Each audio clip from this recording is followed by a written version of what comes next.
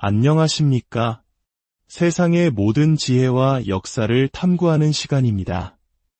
500년이 넘는 시간 동안 어떤 이에게는 악마의 속삭임으로 또 다른 이에게는 가장 현실적인 조언으로 여겨지며 끊임없는 논쟁을 불러일으킨 책이 있습니다. 바로 니콜로 마키아벨리의 군주론입니다. 오늘 우리는 이 금서이자 필독서의 깊은 곳으로 들어가 시대를 초월하여 인간과 권력의 본질을 꿰뚫는 그의 냉혹한 지혜를 마주하려 합니다. 오늘 우리가 나눌 지혜가 여러분의 삶에 깊은 통찰을 더하기를 바라며 이 이야기가 가치 있다고 생각하신다면 지혜를 널리 나누는 마음으로 구독과 좋아요를 눌러주시면 감사하겠습니다. 여러분의 작은 행동이 더 깊고 의미 있는 콘텐츠를 만드는데 큰 힘이 됩니다. 자, 이제 시작하겠습니다. 권력. 이 단어는 약자의 심장에는 두려움을, 강자의 심장에는 야망의 불꽃을 지핍니다. 먼저 이것을 이해해야 합니다. 인생이라는 거대한 극장에서 권력은 공평하게 분배되지 않습니다. 그것은 쟁취하는 것입니다. 빼앗는 것입니다. 때로는 순진한 자들의 손에서 폭력적으로 잡아채 냉혹한 자의 소나기에 단단히 쥐어지는 것입니다. 세상은 몽상가나 이상주의자 혹은 선함만으로 높은 자리에 오를 수 있다고 믿는 사람들을 위한 곳이 아닙니다. 이 세상은 권력의 잔혹한 작동 원리를 이해하는 자들의 것입니다.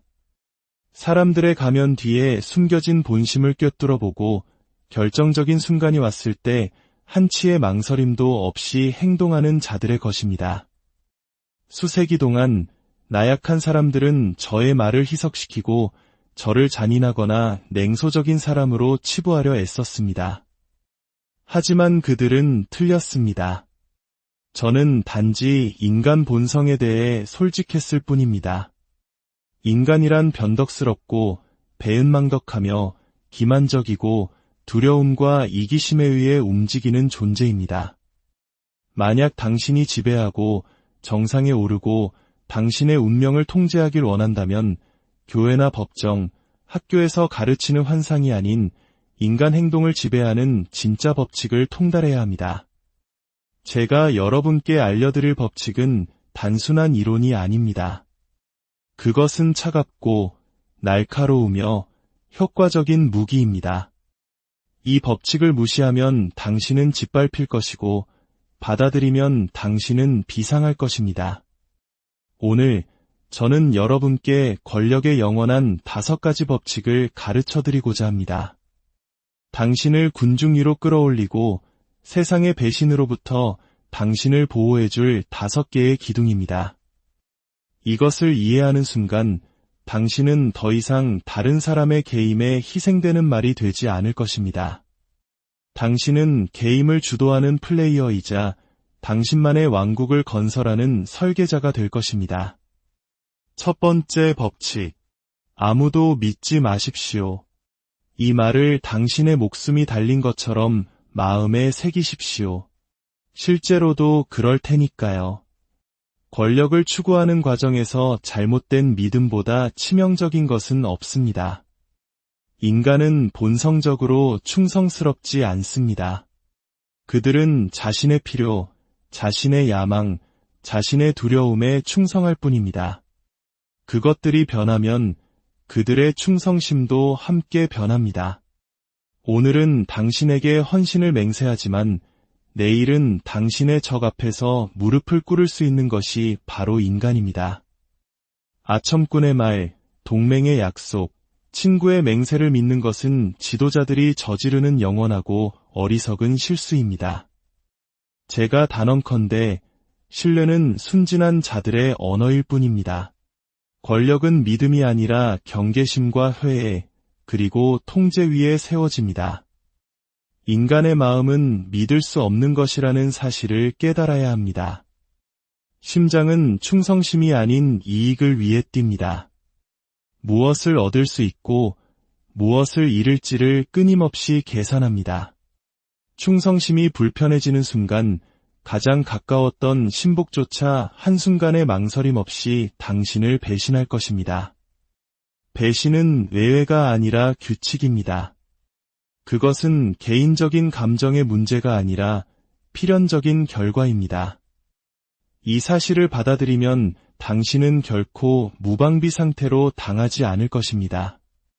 부정한다면 당신은 가장 의심하지 않았던 사람의 손에 몰락할 것입니다. 말하기보다 더 많이 듣고 신중하게 관찰하십시오. 당신은 아무것도 드러내지 않으면서 다른 사람들이 스스로를 드러내게 만드십시오. 우호적인 관계를 유지하되 당신의 진짜 생각은 깊숙이 숨겨두십시오. 그 누구에게도 당신을 위협할 무기를 쥐어주지 마십시오. 신뢰는 오직 조각내어 조금씩만 주되 그마저도 당신을 배신해서 얻는 이익보다 당신을 잃는 손해가 훨씬 더 크도록 설계해야 합니다. 충성심을 애정이 아닌 이기심이라는 쇠사슬로 묶어두십시오. 현명한 군주는 자신을 둘러싼 세력들이 서로를 불신하게 만듭니다. 당신의 조언가, 장군, 신하들이 당신보다 서로를 더 불신하게 하십시오. 그들이 서로를 두려워하면 안전을 위해 당신에게 매달릴 것입니다. 그들이 음모를 꾸민다면 당신을 배신하기 전에 서로를 먼저 배신할 것입니다. 분열은 당신의 동맹이지만 아랫사람들의 단결은 당신의 사형선고나 다름없습니다. 역사의 무덤은 너무 많은 것을 믿었던 지도자들로 가득 차 있습니다.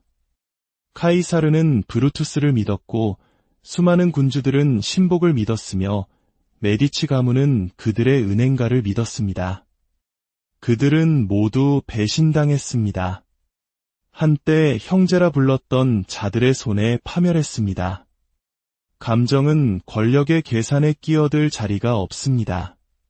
감정은 눈을 멀게 하고 세상을 있는 그대로가 아닌 보고 싶은 대로 보게 만듭니다.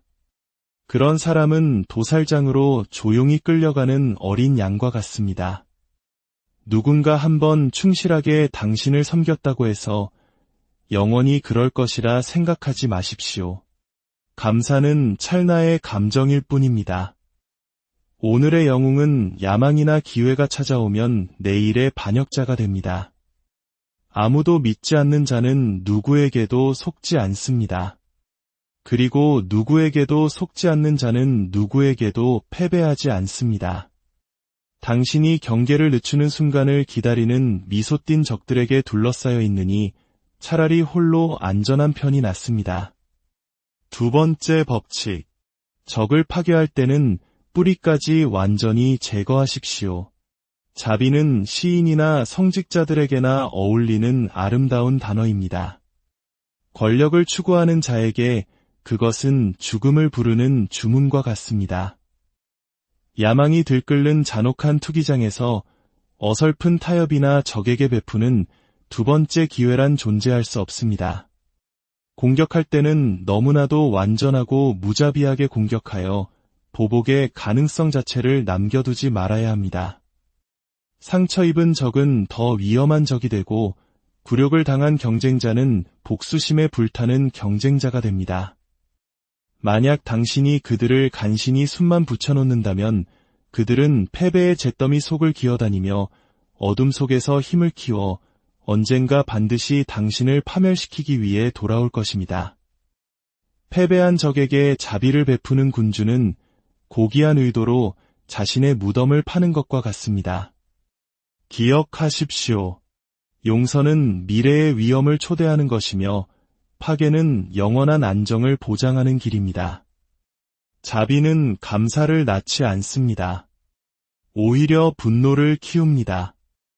당신에게 패배한 자들은 당신이 아무리 관대하게 대해주어도 결코 당신의 승리를 용서하지 않을 것입니다. 그들은 미소를 짓고 허리를 숙이고 당신의 손에 입을 맞추겠지만 그 미소 뒤에서는 세월로도 꺼지지 않을 복수의 불꽃이 타오를 것입니다. 이러한 비극은 먼 로마의 이야기만이 아닙니다. 우리 역사 속에도 냉혹한 결단이 왕좌를 지켜낸 사례가 있습니다. 조선의 태종 이방원이 바로 그 예입니다. 그는 왕자의 난을 통해 형제들을 제거했고 왕위에 오른 후에는 자신의 처남이자 막강한 권력을 쥐고 있던 외척 세력마저 가차없이 숙청했습니다. 많은 이들이 그의 행동을 비정하다고 비난했지만 그의 결단은 이제 막 세워진 조선이라는 나라의 왕권을 반석 위에 올려놓았고 훗날 세종이라는 위대한 성군이 등장할 수 있는 토대를 마련했습니다. 태종은 자비가 낳을 더 큰 혼란과 피바람을 미리 막았던 것입니다. 그는 알았습니다. 때로는 소수의 피가 다수의 안녕을 지킨다는 것을. 두려움은 감사보다 훨씬 더 믿을 만한 동맹입니다. 사람들은 자신을 거역하는 자에게, 자비를 보이지 않는 통치자에게 감히 반기를 들지 못합니다. 생존자를 남기지 않는 주인을 상대로 자신의 목숨을 걸기 전에 2번, 3번 생각하게 될 것입니다. 권력은 친절함이 아니라 반역의 끝은 곧 파멸이라는 냉혹한 확신에 의해 유지됩니다. 물론 불필요한 추문을 일으키지 않으면서 적을 파괴할 만큼 현명해야 합니다. 여론은 관리해야 할 또 다른 힘입니다. 적을 분쇄하되 그것이 정의롭고 필연적이며 심지어 올바른 일처럼 보이게 만드십시오. 세상이 당신을 피해 굶주린 폭군이 아닌 운명의 집행자로 보게 하십시오. 당신의 무자비함을 국가의 필요와 질서의 유지라는 명분 뒤에 숨기십시오. 뱀을 죽이되 세상은 그 뱀이 스스로를 물어 죽었다고 믿게 만드십시오. 적을 완전히 파괴하는 것은 그들에게 베푸는 자비가 아닙니다. 그것은 바로 당신 자신과 당신의 왕국, 그리고 당신의 미래에 베푸는 최고의 자비입니다. 3번째 법칙. 덕을 갖춘 듯 보이되 내면은 무자비해지십시오. 이 세상에서는 강력한 것만으로는 충분하지 않습니다. 또한 고결해 보여야 합니다. 권력 게임은 단순히 힘만으로 승리하는 것이 아니라 사람들에게 어떻게 보이는가, 즉 인식에 의해 승패가 갈립니다. 사람들은 본질이 아니라 눈에 보이는 것으로 판단합니다. 외양은 모든 것입니다. 만약 당신이 미덕, 정의, 정직, 연민의 가면을 쓴다면 사람들은 당신을 칭송하고 따르며 사랑할 것입니다. 하지만 당신이 진정한 미덕에 따라서만 행동한다면 양의 탈을 쓴 늑대들에게 잡아먹히고 말 것입니다. 현명한 지도자는 이중적인 삶의 필요성을 이해합니다. 수면 아래에서는 무자비하게 움직이되 수면 위에서는 순수함을 투영하는 것입니다. 발톱을 드러내는 통치자는 공포를 불러일으키지만 동시에 반란도 불러일으킵니다. 그러나 정의의 옷자락 뒤에 발톱을 숨긴 통치자는 복종과 존경을 동시에 얻어냅니다. 이것이야말로 가장 높은 수준의 기만술입니다. 현실에서는 지배를 확고히 하면서 겉으로는 환상을 통해 다스리는 것입니다. 마키아벨리는 자비롭고 신의가 있으며 인간적이고 정직하며 신앙심이 깊어 보이는 것이 필수적이지만 필요할 때는 그와 정반대로 행동할 준비가 되어 있어야 한다고 가르쳤습니다. 사람들은 단순한 존재여서 겉모습에 쉽게 속고 그 이면을 들여다보는 경우는 거의 없습니다. 그들은 진실을 알고 싶어 하지 않습니다. 그들은 믿고 싶어 합니다. 그러니 그들이 원하는 것을 주십시오. 성자의 가면을 쓰고 군주의 비수를 휘두르십시오. 역사는 이러한 이중성을 통달한 인물들로 가득합니다. 로마 공화정의 겸손한 복원자를 자처하며 모든 경쟁자를 체계적으로 제거하여 로마 최초의 황제 아우구스투스가 된 옥타비아누스를 생각해 보십시오.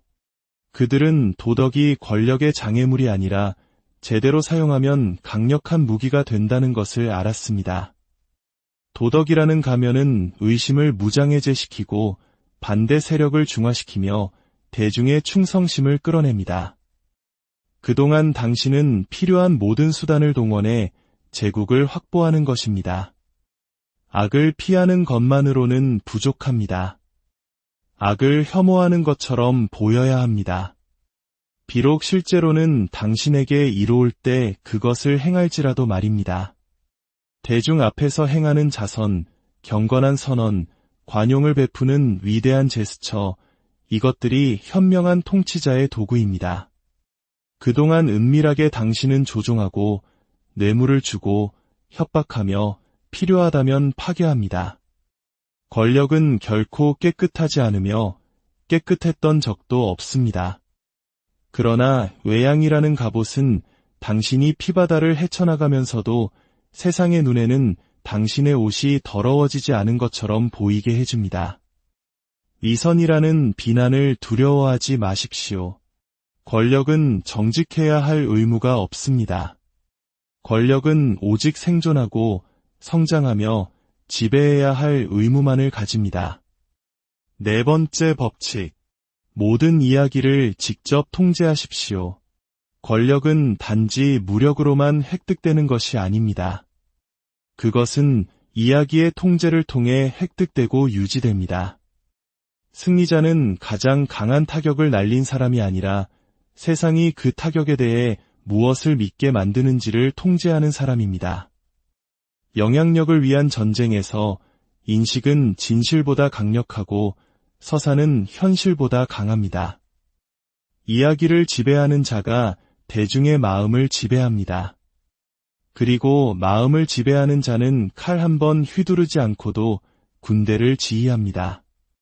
만약 당신이 서사를 통제하는 데 실패하면 당신의 적들이 당신을 대신해 그 이야기를 쓸 것입니다. 당신을 악당, 폭군, 괴물로 그리면서 말입니다. 당신의 행동이 아무리 고결했더라도 사람들이 다르게 믿는다면 아무 소용이 없습니다. 그러므로 당신은 왕좌를 움켜쥐는 것과 똑같은 무자비함으로 펜을 움켜쥐어야 합니다. 당신이 취하는 모든 행동에는 그것을 정당화하고 신성시하며 영화롭게 하는 서사가 동반되어야 합니다. 적을 파괴할 때는 그것을 정의의 실현으로 포장하십시오. 반란을 진압할 때는 평화의 수호라는 명분을 내세우십시오.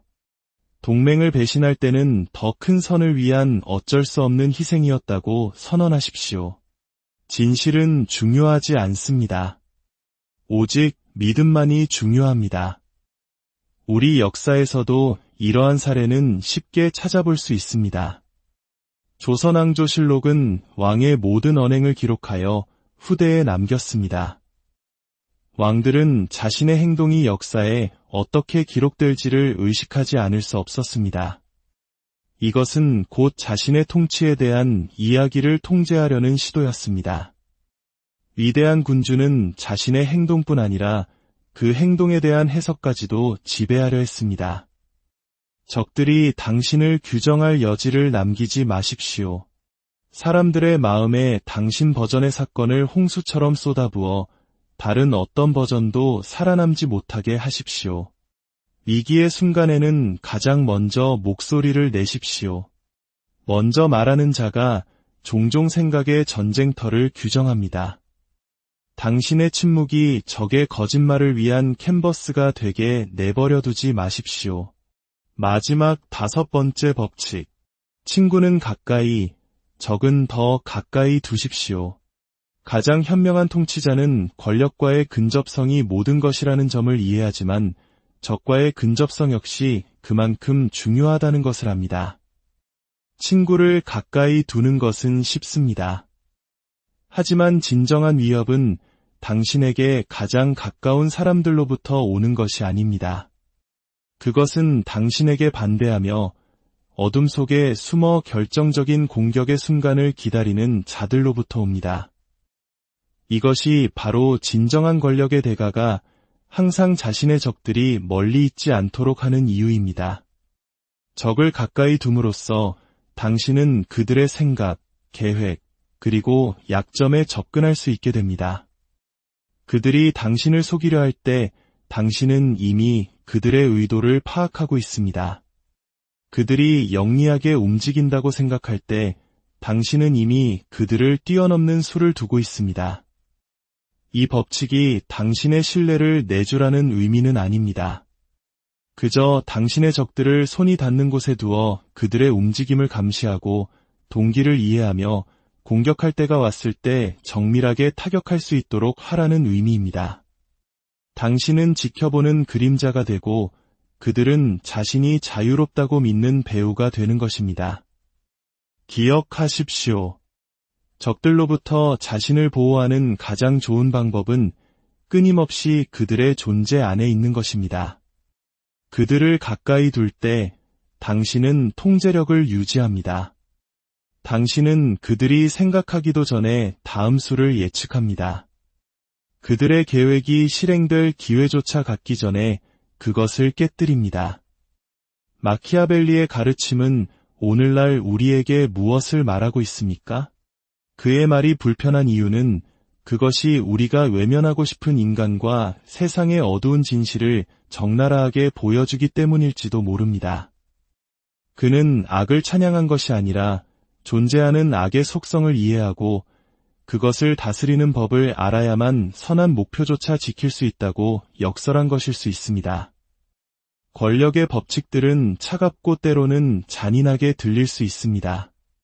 하지만 이 험난한 세상에서 자신과 자신이 사랑하는 것들을 지키기 위해 우리는 때로 순진한 양이 되기보다 현명한 뱀이 되어야 할 필요가 있습니다.